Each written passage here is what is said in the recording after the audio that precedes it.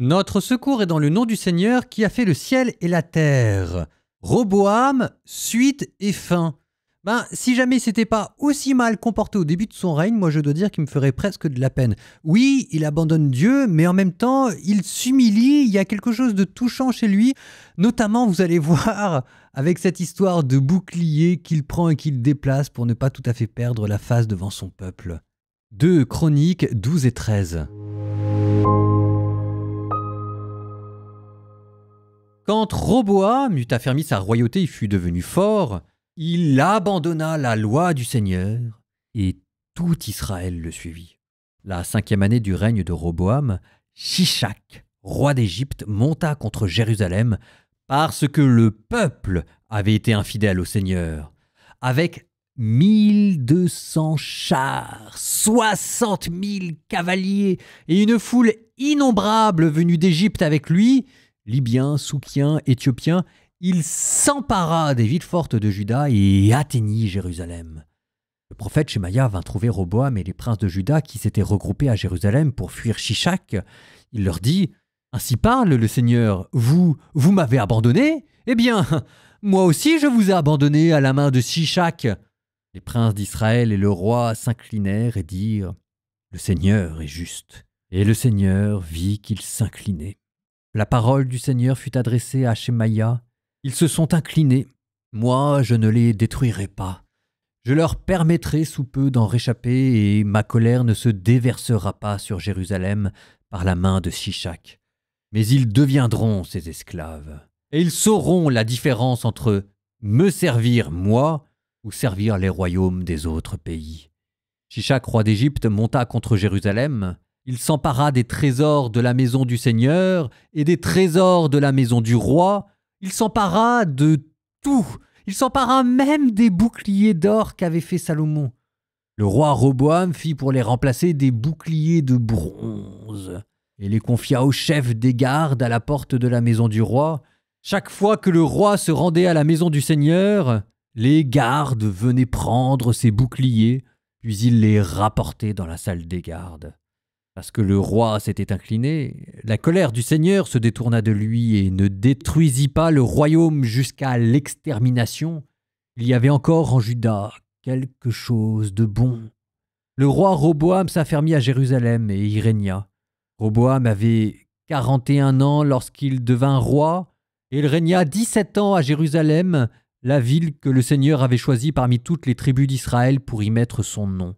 Sa mère s'appelait Naama l'Ammonite.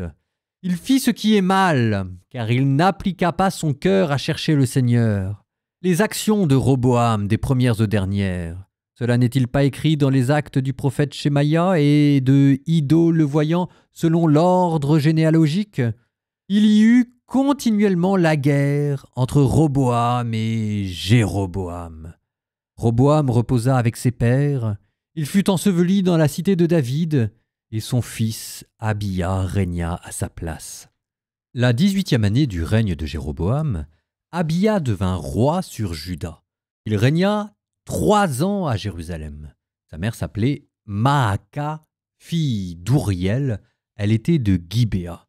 Il y eut la guerre entre Abia et Jéroboam. Abia engagea le combat avec une armée de vaillants soldats, 400 000 hommes d'élite.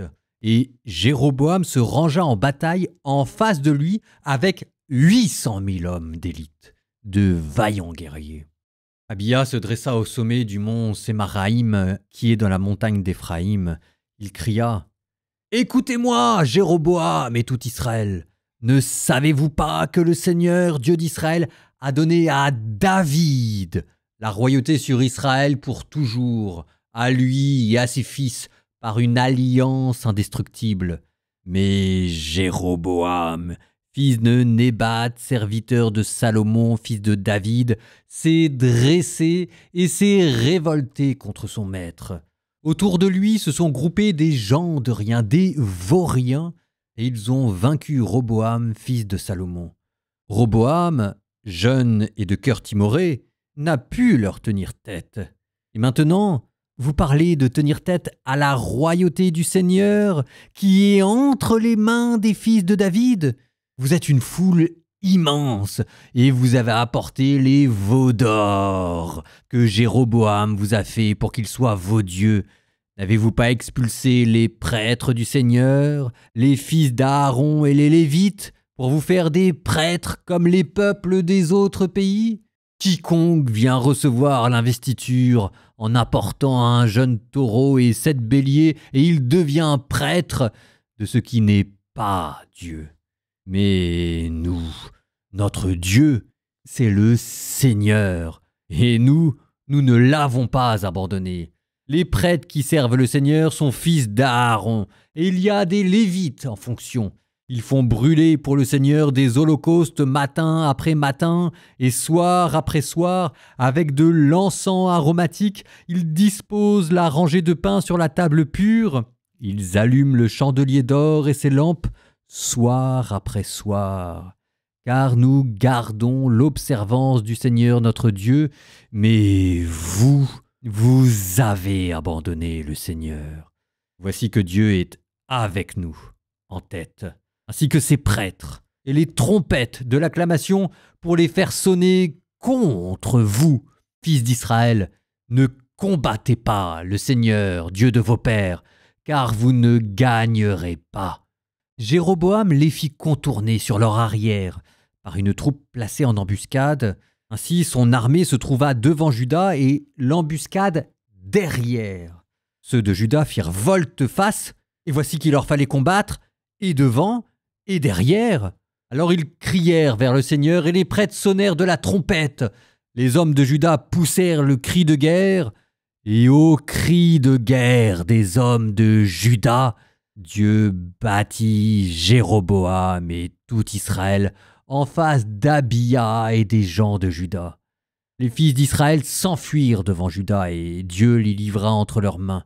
Abia et son peuple leur infligèrent une grande défaite. Du côté d'Israël tombèrent, frappés à mort, 500 000 hommes d'élite. En ce temps-là, les fils d'Israël furent abaissés, et au contraire, les fils de Juda rendus plus forts, parce qu'ils s'étaient appuyés sur le Seigneur, Dieu de leur père. Abia poursuivit Jéroboam, et lui prit des villes, Béthel et ses dépendances, Yeshana et ses dépendances, Éphron et ses dépendances. Jéroboam ne retrouva plus sa puissance durant le règne d'Abia. Le Seigneur le frappa, et il mourut. Quant à Abia, il s'affermit, il prit 14 femmes et engendra 22 fils et 16 filles. Le reste des actions d'Abia, sa conduite et ses actions sont écrites dans le commentaire du prophète Iddo. Abia reposa avec ses pères et on l'ensevelit dans la cité de David. Son fils Asa régna à sa place. De son temps, le pays fut tranquille pendant 10 ans.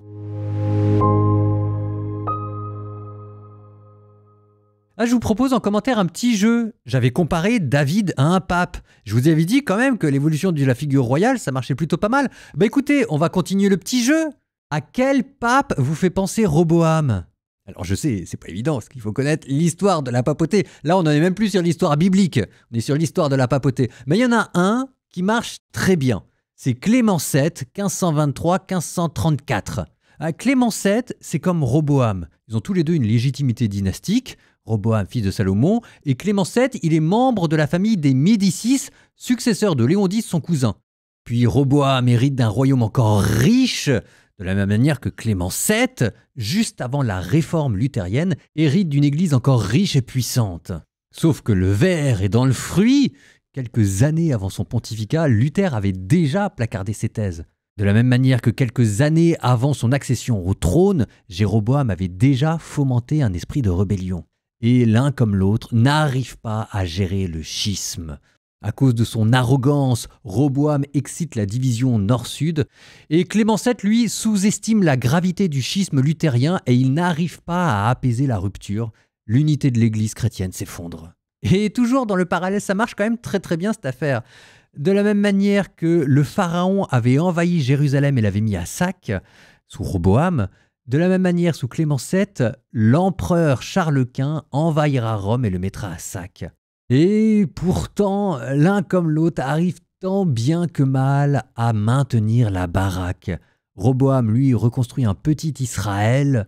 Clément VII, lui, arrive tant bien que mal à garder la papauté à flot malgré la division. Je passe maintenant à son fils, Abia. Abia qui signifie « mon père est Dieu », sa mère s'appelait Maaka Michael qui est comme Dieu, fille d'Uriel, Uriel qui signifie « Dieu est la lumière ». Que des prénoms théophores, n'en jetez plus. Alors, à qui nous ferait penser Abia? Abia, il veut défendre son pays et il part à la guerre. En fait, son règne est caractérisé par un immense discours d'appel à la guerre dans lequel il défend la légitimité religieuse de la guerre. C'est lui qui invente le concept de guerre sainte, là. Le pape qui lui correspond, sans aucun doute, c'est le pape Urbain II, au XIe siècle. Urbain II, 1042-1099, c'est lui qui appelle à la première croisade. Et dans les deux cas de figure, en fait, vous avez une guerre qui n'en finit plus. La guerre entre les Israélites au nord et Juda au sud n'en finit plus, et la guerre avec l'islam à cette époque-là n'en finit plus non plus. Les deux donnent des arguments religieux. Abia dit qu'il est l'héritier de l'alliance davidique parce que 1.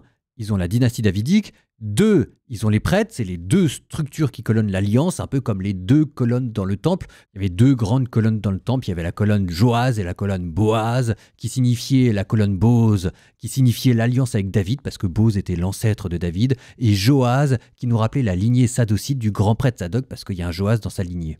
Bref, Abia vous dit qu'il est l'héritier légitime des promesses faites à Dieu. De la même manière que Urbain II disait « Dieu le veut, Deus le vult », pour aller défendre le tombeau du Christ. Les deux présentent leur guerre comme une sorte de pèlerinage. Alors, les croisés qui allaient défendre Jérusalem mettaient une croix sur leur torse. Et là, pour Abia qui accompagne l'armée à la guerre, vous avez les Lévites qui font sonner de la trompette. Si c'est pas une procession, je sais pas ce que c'est censé nous rappeler Jéricho, mais on est bien dans le concept de croisade ici, de guerre sainte. Alors moi je trouve que c'est quand même très intéressant de vous faire ces parallèles avec les papes. Parce que vous voyez, ça donne une actualité à ces textes. Parce que ces histoires, on les connaît déjà, on l'a déjà vu avant l'exil. Mais maintenant qu'on est après l'exil, on peut aller un peu plus loin et puis on pioche dans notre propre histoire à nous. C'est une manière de moderniser, de réactualiser ce que vous entendez. Et voilà que derrière l'histoire de ces deux rois, on commence à évoquer des concepts lourds de conséquences. La réforme luthérienne, le schisme de l'église chrétienne. Et puis de l'autre côté, la question de la guerre sainte. Ça donne une sacrée actualité à ces textes bibliques. Proverbe 20, 1, 5. Le vin provoque, une boisson forte perturbe. Quiconque s'y aventure perd toute raison. Rugissement d'un lion, la menace du roi. Qui se fâche avec lui risque sa vie. Gloire à l'homme qui évite un procès. Ce sont tous les insensés qui s'y précipitent. En automne, le paresseux ne laboure pas. Au temps de la moisson, il cherche et il n'y a rien. J'adore. Alors celui-là, on ne sait pas très bien ce qu'il veut dire, mais il est très très beau. Écoutez. Les projets du cœur sont une eau profonde, l'homme raisonnable y puisera.